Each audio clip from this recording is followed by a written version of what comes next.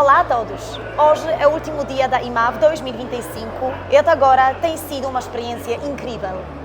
4 days of innovation, new connection and unforgettable experience. It's hard to believe it's already coming to the end. Gostaríamos de agradecer imensamente a todos os visitantes, aos nossos parceiros da PAIH e, claro, à organização da EMAF por terem organizado um evento de tão alto nível.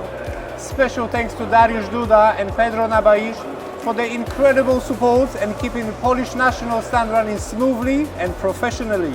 É verdade, aprendemos imenso, trocamos conhecimento, tivemos ótimas conversas e estabelecemos contactos valiosos. E o mais importante é que divertimos-nos imenso a fazer tudo isso. Before we go, we post a short recap video showing some of our favorite moments from the past 4 days, so you make sure you check it out.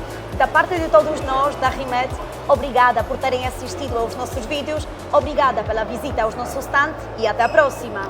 Goodbye EMAF 2025, it's been a pleasure. Fiquem bem e vemo-nos no próximo evento. Adeus!